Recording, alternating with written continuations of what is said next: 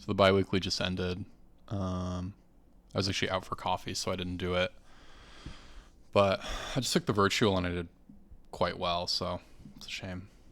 But I figured I'd go over them real quick. It was a much easier contest than normal. So you can pause to read it. But the idea is we have an array that's potentially some permutation of 1, 2, 3, 4, 5 up to n, and then 2 of the last thing. So this is like 1, 2, 3, 3. That works. 1, 1 works.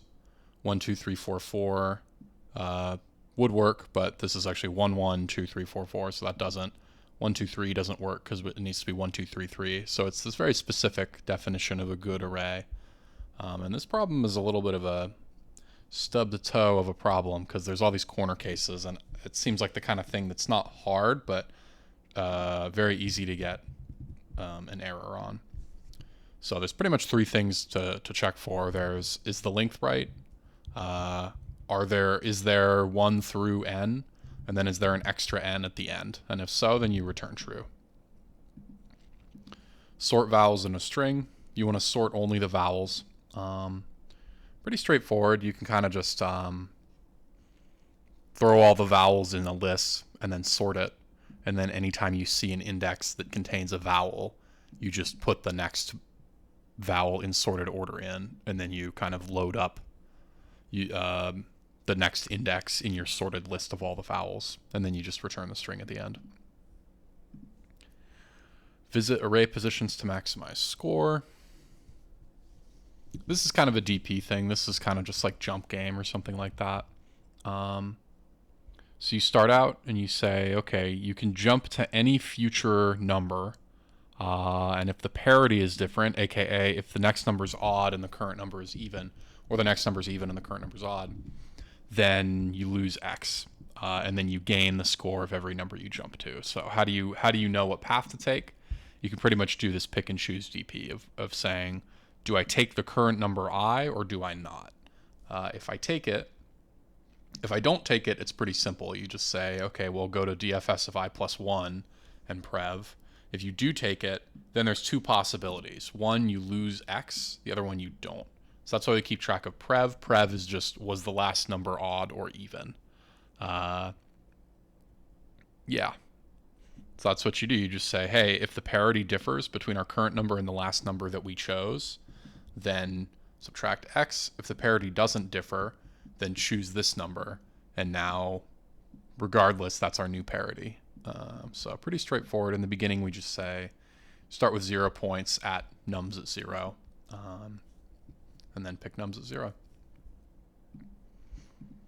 Ways to express an integer as a sum of powers. I just misread this problem when I first read it. I don't know what I was thinking, but given a number, how many different ways are there to express it as separate numbers to the x? So for 10, there's one way. There's 3 squared plus 1 squared is 9 plus 1 is 10.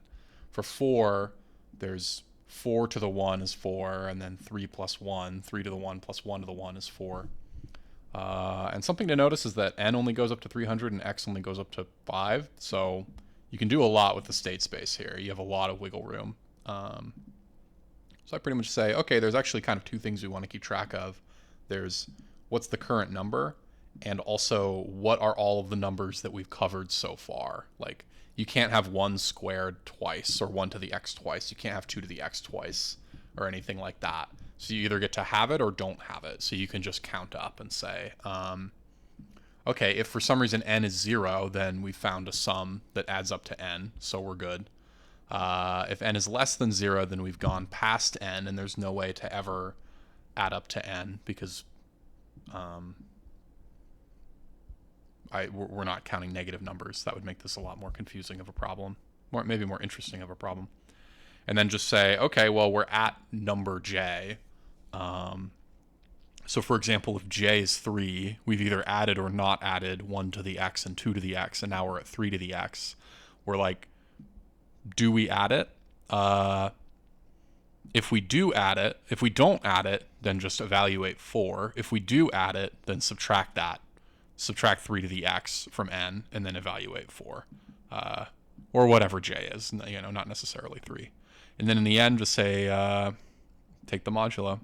Interestingly, you don't really have to take the modulo over and over again, at least in Python, because this is the kind of thing where the number doesn't get large enough to exceed Python's maximum number representation. But it does get very large, too large to be represented by an integer. So that's that one. Pretty simple contest, but I figured for the sake of consistency, I'd go over them. It's more of a speed typing thing than anything.